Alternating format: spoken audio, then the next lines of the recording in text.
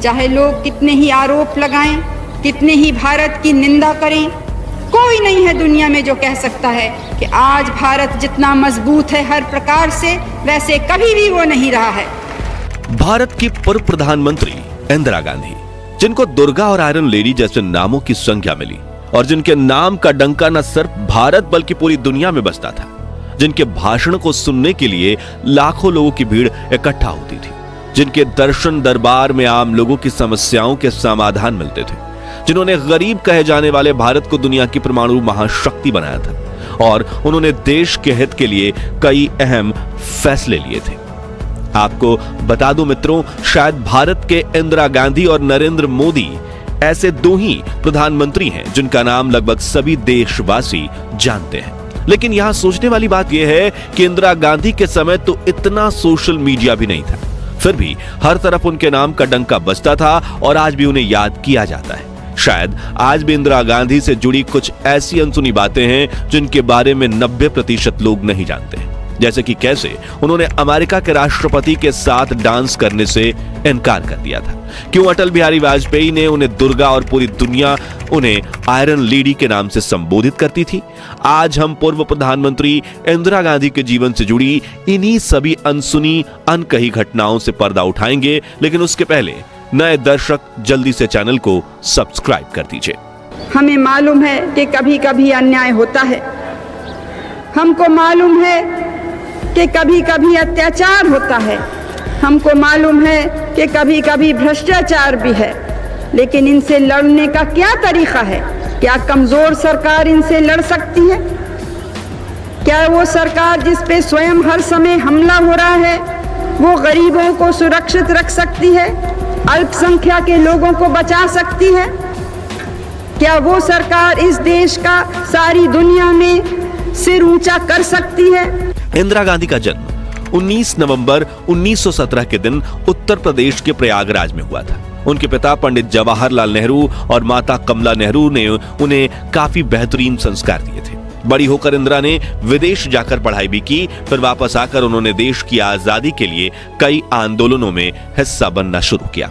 इसी बीच उन्हें राजनेता फिरोज जहांगीर गांधी से प्रेम हुआ, लेकिन फिरोज पारसी थे, जिससे पार्टी के कई लोगों का कहना था कि कैसे देश के बड़े ब्राह्मण परिवार की बेटी एक बनिया से शादी कर सकती है। इसलिए फिरोज के सरनेम में थोड़ा फेरबदल करवाकर महात्मा गांधी ने उन्हें गांधी सरनेम दिलवाया, जिसके बाद 26 मार्च 1942 के दिन इंदिरा गांधी और फिरोज की शादी हुई और यहां से इंदिरा नेहरू बनी इंदिरा गांधी। फिर 15 अगस्त 1947 के दिन जवाहरलाल नेहरू आजाद भारत के पहले प्रधानमंत्री बने। पंडित नेहरू आजादी की लड़ाई के दौरान 9 बार जेल गए। उन्होंने अपने जीवन के 3559 दिन करीब 9 साल जेल में गुजारे थे। वहीं बचपन से ही देश के लिए कुछ कर गुजरने का सपना देख रही श्रीमती इंदिरा गांधी ने भी 1955 में राजनीति में कदम रखा और धीरे धीरे करके वो कांग्रेस कैबिनेट का हिस्सा भी बनने लगी।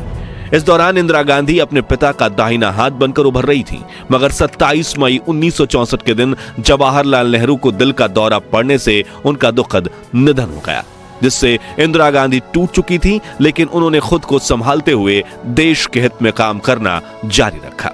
वहीं पंडित जी की मौत के बाद अब आजाद भारत के नंबर 2 प्रधानमंत्री बने लाल बहादुर शास्त्री, लेकिन ईश्वर को तो कुछ और ही मंजूर था। बस 18 महीने बाद ही ताशकंद समझौते के दौरान 11 जनवरी 1966 की रात संदिग्ध हालात में प्रधानमंत्री लाल बहादुर शास्त्री की मौत हो गई थी।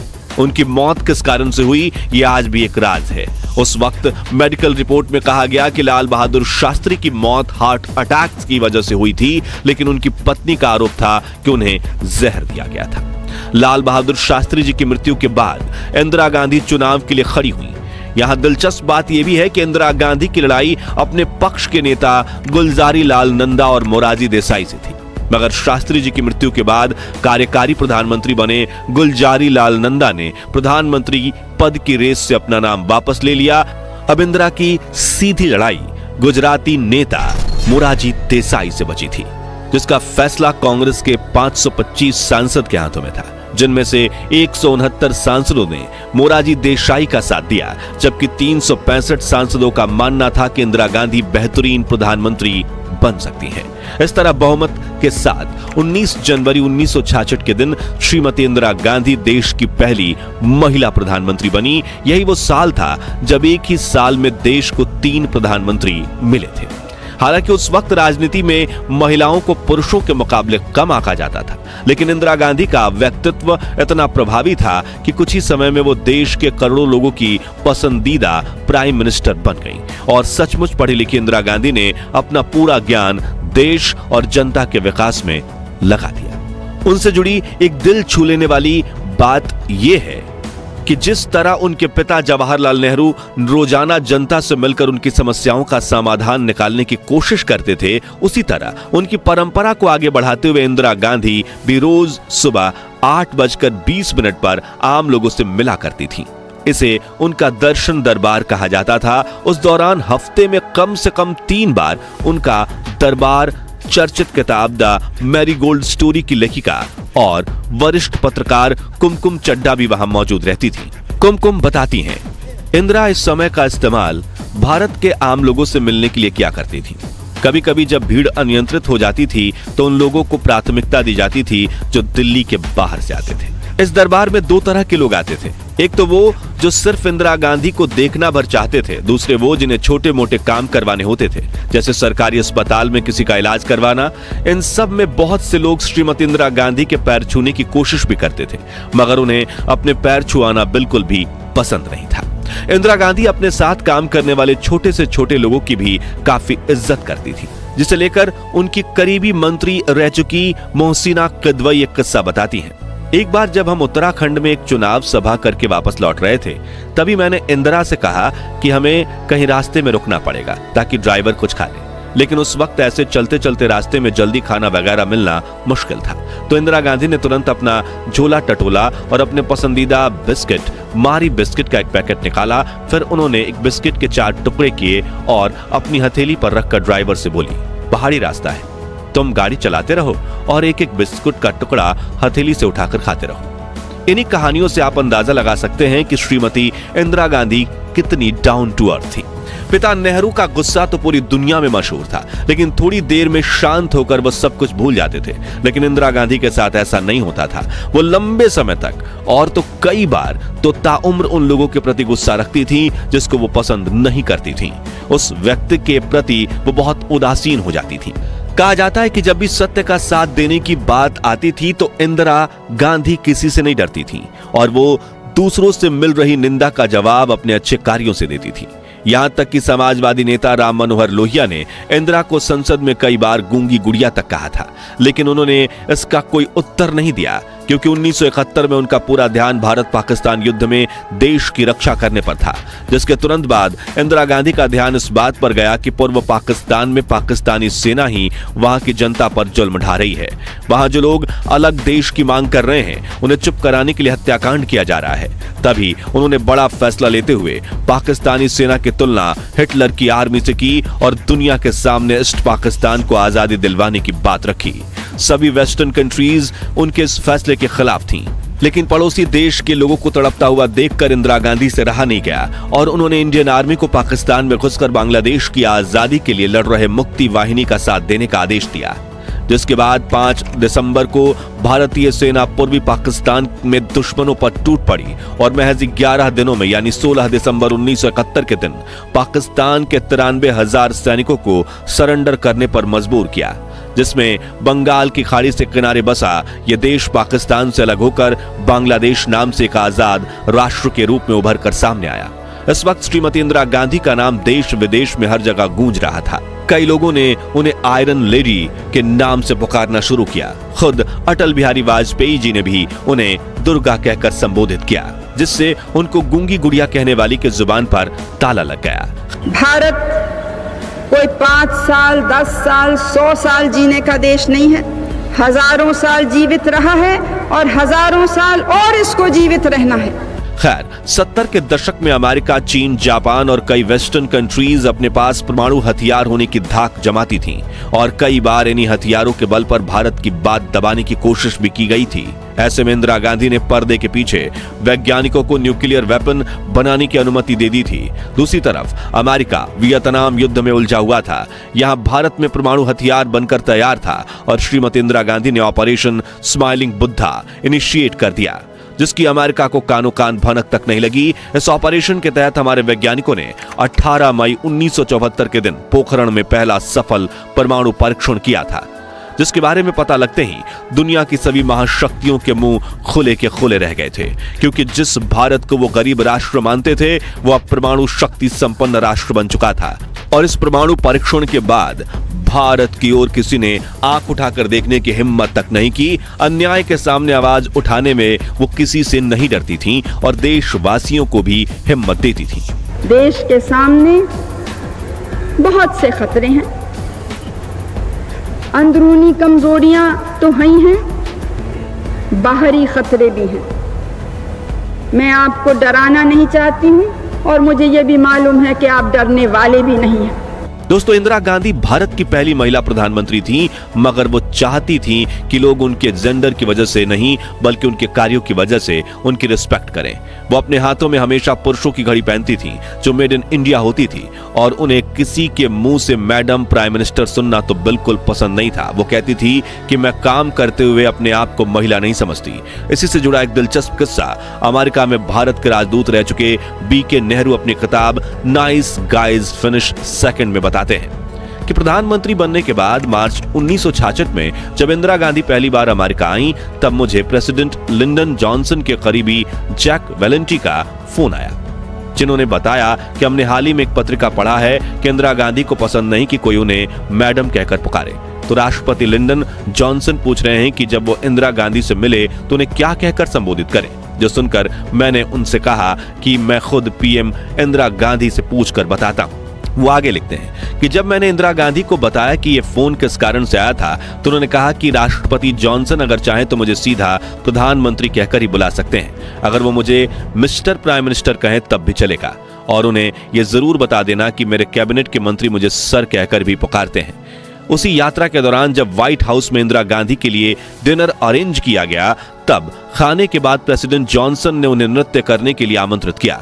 जैसा कि आप सभी जानते हैं कि वेस्टर्न कल्चर में दो बड़ी हस्तियां एक दूसरे के सम्मान में कुछ पल डांस करते हैं। हालांकि इंदिरा गांधी अपने छात्र जीवन में पश्चिमी तरीके का बाल डांस किया भी करती थी, लेकिन उन्होंने बड़े ही विनम्र तरीके से प्रेसिडेंट जॉनसन के आमंत्रण को यह कहकर नकार दिया कि मेरे देशवासियों को यह पसंद नहीं आएगा कि उनकी प्रधानमंत्री किसी के साथ डांस करें। इंदिरा गांधी एक जननेता थी और आम लोगों से उनका कनेक्ट गजब का था। कांग्रेस नेता मोहसिना किदवई एक किस्सा सुनाती हैं।